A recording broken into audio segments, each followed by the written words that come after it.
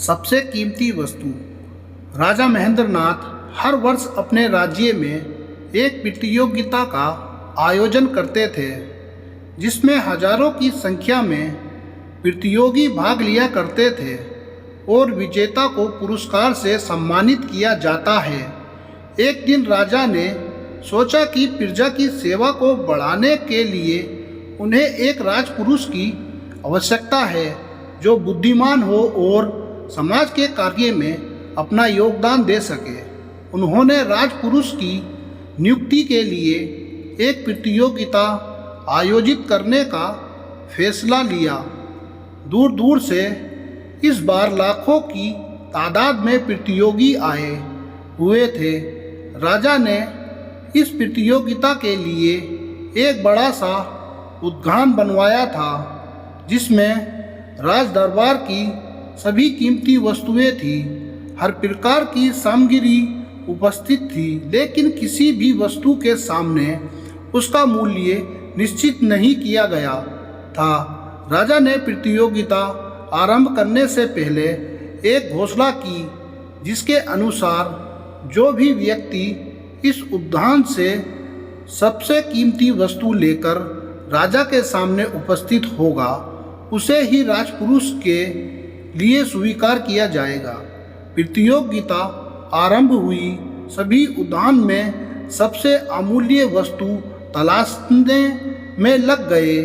कई हीरे जवाहरात लाते, कई सोने चांदी, कई लोग पुस्तकें, तो कई भगवान की मूर्ति, और जो बहुत गरीब थे वे रोटी, क्योंकि उनके लिए वही सबसे अमूल्य वस्तु थी। सब अपनी क्षमता के अनुसार मूल्य को सबसे ऊपर आंकते हुए राजा के सामने उसे प्रस्तुत करने में लगे हुए थे। तभी एक नौजवान राजा के सामने खाली हाथ उपस्थित हुआ। राजा ने सबसे प्रश्न करने के उपरांत उस नौजवान से प्रश्न किया, अरे नौजवान, क्या तुम्हें उस उद्यान में कोई भी वस्तु अमूल्य नजर नहीं आई? तुम खाली हाथ कैसे आए हो? राजन, मैं खाली हाथ कहाँ आया हूँ, मैं तो सबसे अमूल्य धन उस उद्यान से लाया हूँ। नौजवान बोला, तुम क्या लाए हो? राजा ने पूछा, मैं संतोष लेकर आया हूँ महाराज। नौजवान ने कहा, क्या संतोष इनके द्वारा लाए गए इन अमूल्य वस्तुओं से भी मूल्यवान है? राजा ने पुनः प्रश्न किया, जी हाँ राजन, इस उद्यान में अनेकों अमूल्य वस्तुएं हैं, पर वे सभी इंसान को क्षण भर के लिए सुख की अनुमति प्रदान कर सकती है।